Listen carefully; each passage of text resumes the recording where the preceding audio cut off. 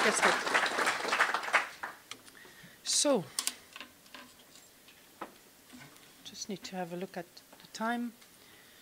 So thank you, and thank you for this very complete introduction from the European Commission side. You're going to stay with us, I think, the whole day, so please feel free also to contribute from a Commission perspective in the discussion. And I want to thank you all for coming, because indeed, I mean, we are now here to discuss the outcomes of the project, and obviously what I'm the most interested in is your expertise, is your contribution. I want to make sure that the recommendation and the outcome of the project are as precise, as right as possible. So the purpose of this workshop is indeed to get your expertise into the project, so please do take this into consideration and participate.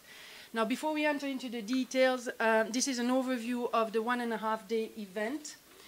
I'm going to make a first introduction, presenting you the project, the structure, etc., and give you a first picture of motorcycling in Europe. That's for this morning's session, and then we're going to start entering into the details. We structured the discussion into 5 working sessions. First addressing the knowledge, what we know about motorcycle safety, before addressing the access to this transport mode, and then entering into the details of the environment that surrounds the use of powered two-wheelers on European roads. Then we're going to enter into the communication and how to address safety messages and how to communicate about motorcycle safety towards both the riders and the other vehicle users, before entering into strategies, national European strategies, and the recommendation. Tonight, for those who have registered, we have a networking cocktail reception at the Cospaya. We will lead you to the event right after the closing of the workshop. It's not that far. I mean, it's actually straightforward between Port de Namur and Port Louise, walking distance. And tomorrow, this is an important topic. We have the EP session. Most of you are coming to the European Parliament, but some of you may know there is a yellow alert because of terrorism issues, and therefore the entrance to the Parliament is actually a bit more complex, and we insist on you to be on time for the registration, and we cannot guarantee that you enter the Parliament after 9:40, so please pay attention to this, because it's going to be a bit tricky tomorrow morning. So having said that, there we go. A few words for those few of you that do not know FEMA. FEMA is a user organization. We're federating national user organization in today 16 European countries. We're focusing on road riding issues as opposed to sport, and representing all social groups and usage.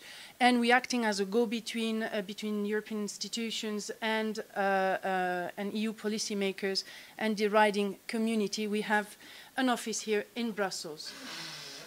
As far as motorcycle safety is concerned, we have been active for decades now. I mean, since the very beginning of the association, first trying to raise awareness about motorcycle safety issues.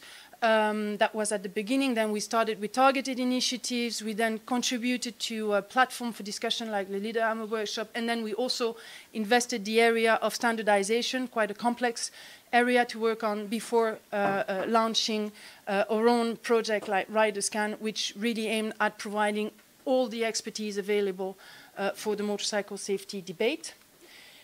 In terms of research, more specifically, as I said, we have our own initiative project, but we also support projects from other consortium partners.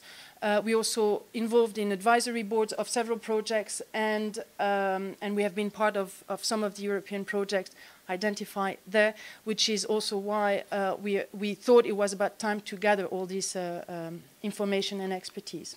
Now, a bit of political context.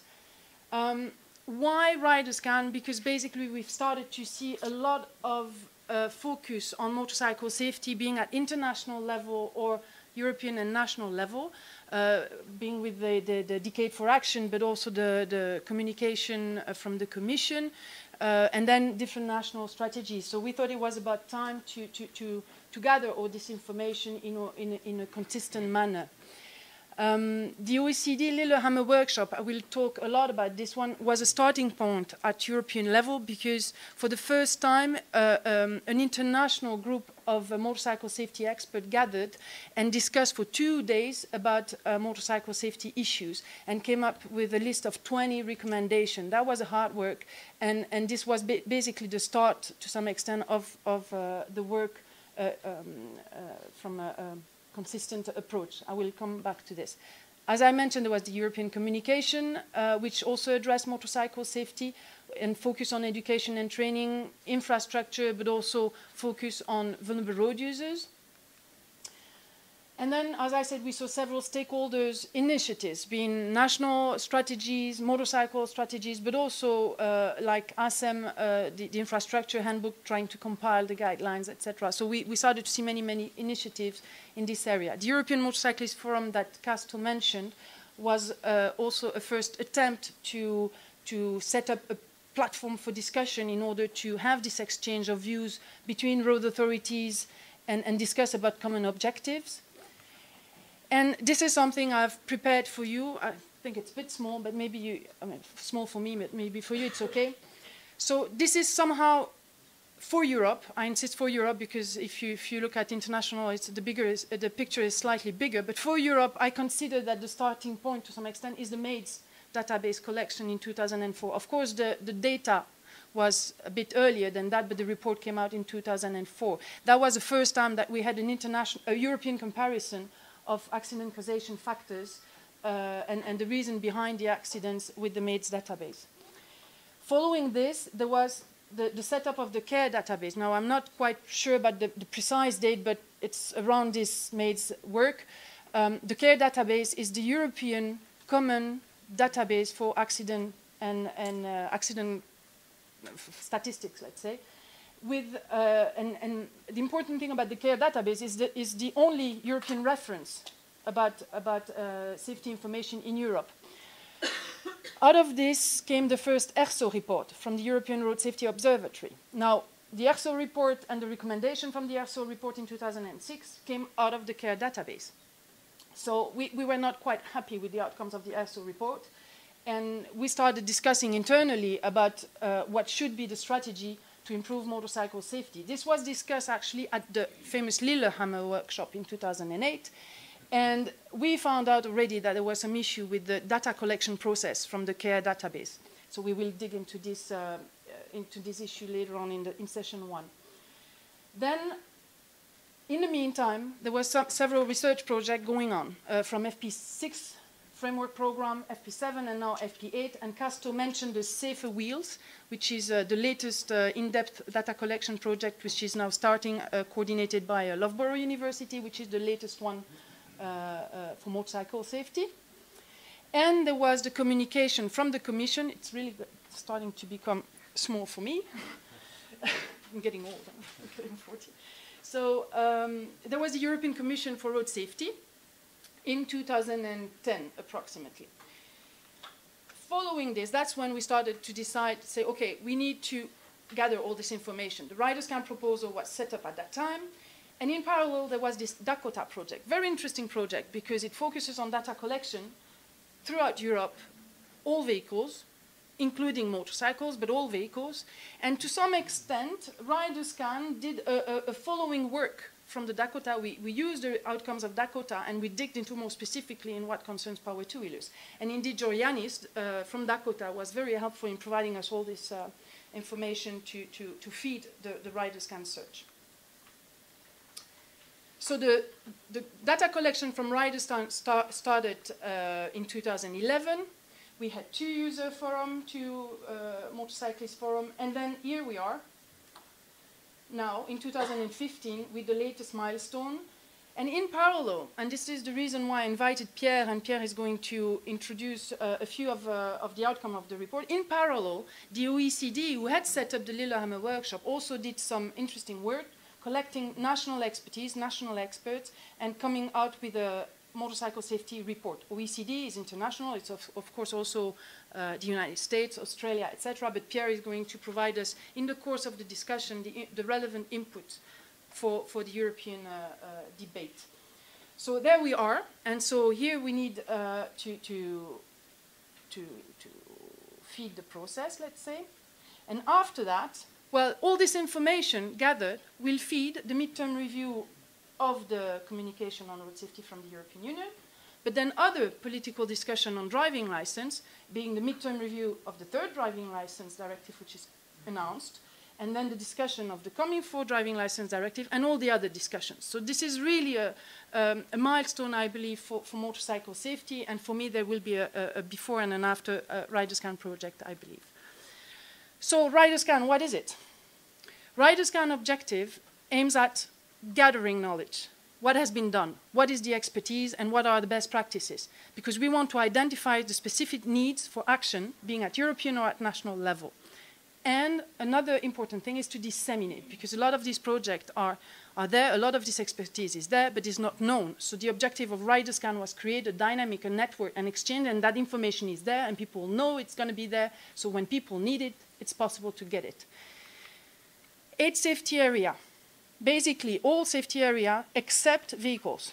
So we did not dig into vehicles, and I know some of the experts said, yeah, we need to work on vehicle safety, etc. We agree, but this was not the point, this was not our expertise, so we found we had no expertise to dig into this area. So it's not because it's not important, it's just because it was also a different methodology. So we did not touch upon issues like ABS or like periodical technical inspection. This was not the point of the project.